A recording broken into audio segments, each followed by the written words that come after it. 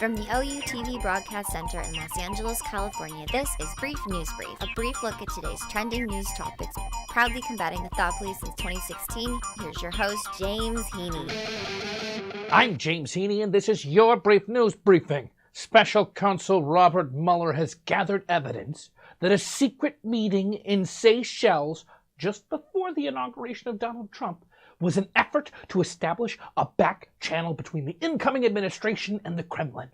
In January 2017, Eric Prince, he's the founder of the private security company Blackwater, he met with a Russian official close to President Vladimir Putin and later described the meeting to congressional investigators as just like a happenstance encounter that was not planned, and there was no discussion of U.S.-Russia relations.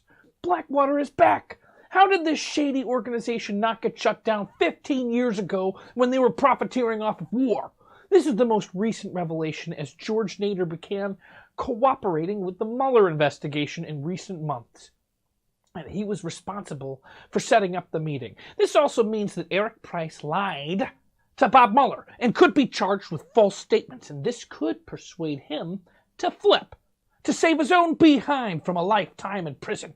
Mueller is examining apparent efforts by the Trump transition team to create a back channel for secret talks between the new administration, well, new at the time, and the Kremlin. Collusion with Russia? You decide.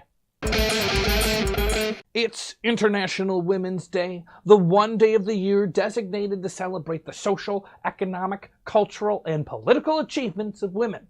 To highlight gender inequality, feminist groups in Spain asked women to spend no money and to ignore chores for the day, to go on what you would call a domestic strike.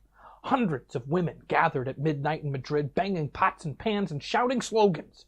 There were protests in the UK and in Italy. In the Philippine capital, women took to the streets and denounced President Rodrigo Duterte as among the worst violators of women's rights, and women are human, believe it or not, in Asia. More than 500 women's rights leaders gathered in Seoul, South Korea, vowing to keep up a Me Too campaign that has gained steam in South Korea in recent weeks. Even in Afghanistan, hundreds marched in Kabul, the capital, to remind their leaders that much work is needed to be done to give Afghan women a voice. A report released on Thursday by the Economic Policy Institute showed that when it came to wages, American women with graduate degrees made less money than men with only college degrees. Much work still needs to be done. Happy Women's Day. Porn star who sued the president. On Tuesday, Stormy Daniels filed papers to sue the President of the United States. Where have we gone in this country? Trump had allegedly his lawyer pay Stormy Daniels $130,000 in hush money when she threatened to go public with their relationship 11 days before the 2016 election, which in my mind, would it have mattered with all the things said about Trump? Would his relationship with a porn star have really been that surprising? Nonetheless, $130,000 changed hands. Then Stormy ran out of that money and she asked for another settlement of hush money, but she was denied. So this time she went public with her story. This prompted Trump's lawyer to pull her into arbitration just last week, arguing that she had violated the terms of their 2016 agreement.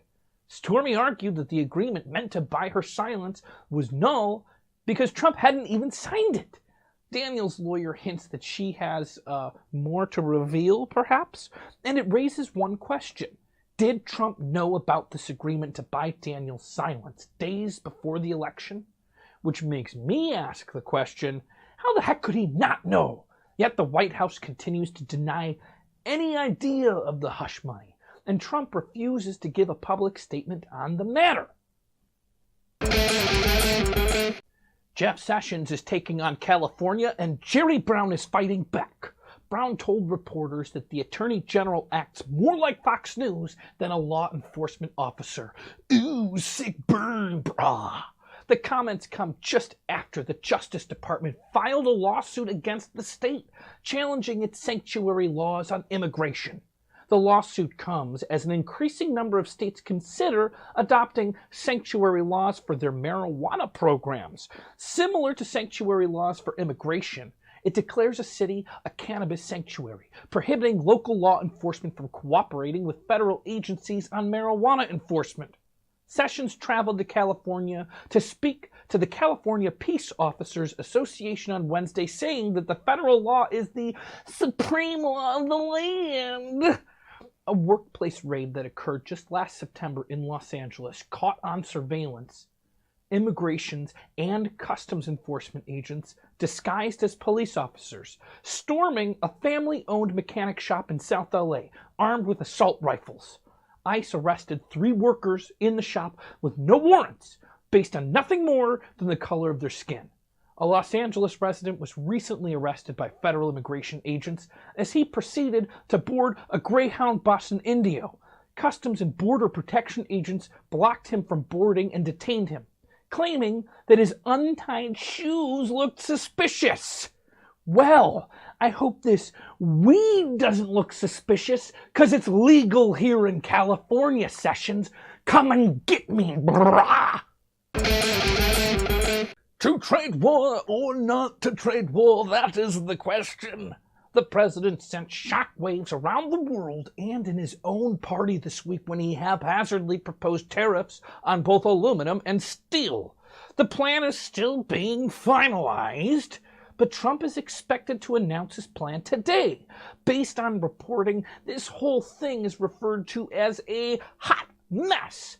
The staff is saying one thing, the president's saying another thing. Trump is the final decider, so what's he gonna say? Foreign diplomats, industry leaders, and Trump allies are all on the edge of their seat. Trump loves the suspense. One aide suggested that it could be delayed until Friday, or even next week, or even put off indefinitely. Should the president be persuaded by an onslaught of pressure from the Republican congressional leaders to have a change of heart and abandon his plans for a trade war? Trump has been quoted as saying, "A trade war is not so bad." The planned tariffs are expected to place a 30% levy on imported steel and a 10% levy on imported aluminum. The only thing I'd like to see is some sort of tariff on bullshit, because I think we should be paying a lot more for the amount that we're taking in here, right?